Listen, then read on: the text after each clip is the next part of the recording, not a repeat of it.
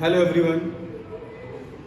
जब आप atomic mass पढ़ते हैं तो वहाँ पर एक यूनिट आती है जिसे हम बोलते हैं AMU, एटॉमिक मास यूनिट।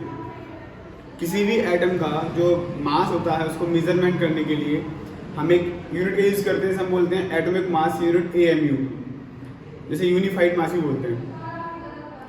तो इसकी जो वैल्यू निकल के आती है वो आती है 1 AMU की जो वैल्यू आती है 1 AMU वो निकल के आती है 1.66056 इंटू 10 टू दी पावर -24 ग्राम। जो 1 AMU है उसकी वैल्यू निकल के आती है 1.66056 इंटू 10 टू दी पावर -24 ग्राम। तो क्या आपको पता है ये वैल्यू किस तरह से निकल के आई है? आपने कभी सोचा या कभी एक ये कॉन्सेप्ट पढ़ा होगा तो जरूर मन में ये डाउट आया होगा कि किस तरह से ये वैल्यू कैलकुलेट की गई। तो उसके लिए छोटी सी कैलकुलेशन है, छोटा सा बेसिक कॉन्सेप्ट है, उसके बारे में आज की क्लास में हम थोड़ा सा डिस्कस कर लेते हैं। जनरली क्या होता है, जो एटॉमिक मास होता है, रिलेटिव एटॉमिक मास, उसको हमने कार्बन 12 के रिलेटिवली मेजर किया है। मतलब जो कार्बन 12 है उसके हमने 12 पीस में डिवाइड किया और 1 पीस का जो एटॉमिक मास है उसके रिलेटिवली हमने सारे एटम्स को एटॉमिक मास कैलकुलेट कर लिया। तो कार्बन 12 का जो 1 पीस होता है उसका एटॉमिक मास निकल के आता है 1 AMU, हमने ये कंसीडर किया। अब ये 1 AMU की वैल्यू किस तरह से निकल के आती है, तो सबसे पहले हम देखते हैं atomic mass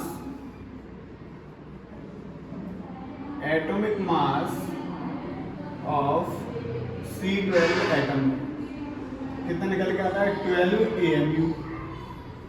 atomic mass of C12 atom कितना निकल के आता है 12 AMU निकल के आता है। तो 1 AMU किसके इक्वल हो जाएगा बताइए आप लोग? 1 AMU निकल के आएगा atomic mass of C12 atom upon 12। तो हमारे पास एक फॉर्मूला निकल के आता है जिसे हम बोलेंगे कि 1 AMU का जो फॉर्मूला होगा वो क्या होगा, atomic mass of C12 atom upon 12। अब अगर हमें 1 AMU की वैल्यू फाइंड करनी है तो बस हमें atomic mass of C12 atom निकालना है। तो atomic mass of C12 atom क्या होता है? Atomic mass of C12 atom हमें पता है 12 ग्राम पर मोल।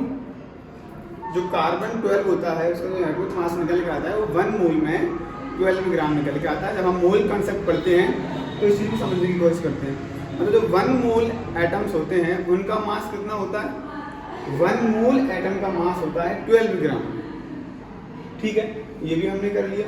अच्छा, अगर 1 मोल एटम का मास 12 ग्राम है तो 1 एटम का मास कितना होगा? क्योंकि हमें यहाँ पर atomic mass of C12 atom, हमें एक एटम का मास पुट करना है और 1 मोल एटम का मास कितना होता है 12 ग्राम।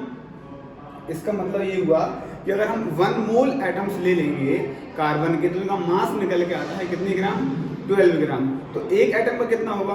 तो उसके लिए हमें पता होना चाहिए कि 1 मोल में कितने एटम्स होते हैं। तो एवोगाड्रो नंबर सबको पता होगा 6.022 into 10 to the power 23 atoms. 1 मोल में होते हैं इतने सारे एटम्स। 1 मोल में कितने एटम होते हैं? 6.022 into 10 to the power 23 atoms. अब 1 मोल का मास है 12 ग्राम। 1 मोल का इतने एटम्स का मास कितना है? 12 ग्राम। तो 1 एटम का मास कितना होगा? तो atomic mass of 1 carbon atom निकल के आएगा 12 upon 6.022 into 10 to the power 23।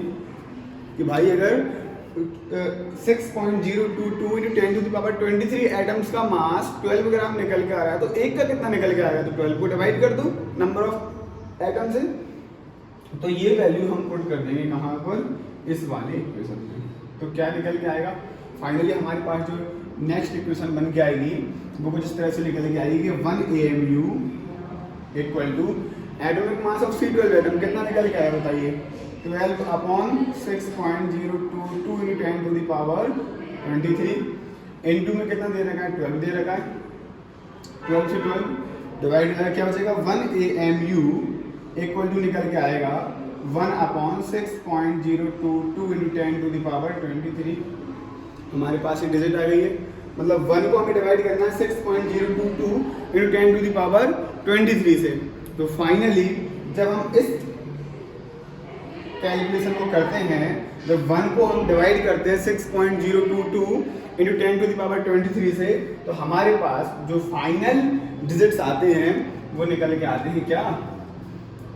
वो निकल के आते हैं 1 AMU इक्वल टू, जब आप इसको डिवाइड करेंगे तो यहाँ पर आएगा 1.66056 × 10⁻24 ग्राम। जो वैल्यू है ये ग्राम में दे रखी है। इसका मतलब अगर मेरे पास मास दे रखा है 1 AMU, मास क्या दे रखा है 1 AMU। अभी AMU को हम किसी भी वेइंग स्केल में मेजर नहीं कर सकते, ये ग्राम में वैल्यू नहीं दे रखी है, एटॉमिक मास यूनिट है, ये एक आइडियल यूनिट दे रखी है। इसे हमें कन्वर्ट करना है ग्राम में, तो हमें पता होना चाहिए कि जो 1 AMU होता है उसका मास ग्राम में निकल के आता है 1.66056 × 10⁻24 ग्राम। और अगर इसे केजी में कन्वर्ट करेंगे तो निकल के आएगा 1.66056 × 10⁻27 किलोग्राम। फाइनली इस तरह से हमारे पास ये वैल्यू निकल के आती है। बच्चों को बिल्कुल कंफ्यूज नहीं होना, छोटी सी कैलकुलेशन है, बेसिक कंसेप्ट है, मोल कॉन्सेप्ट से रिलेट करके रखा हुआ है हमने। इसके लिए आपको एटॉमिक मास और मोल कॉन्सेप्ट बहुत अच्छे से पढ़ना होगा, तो आपको ये कैलकुलेशन बहुत अच्छी समझ में आ जाएगी। Thank you so much.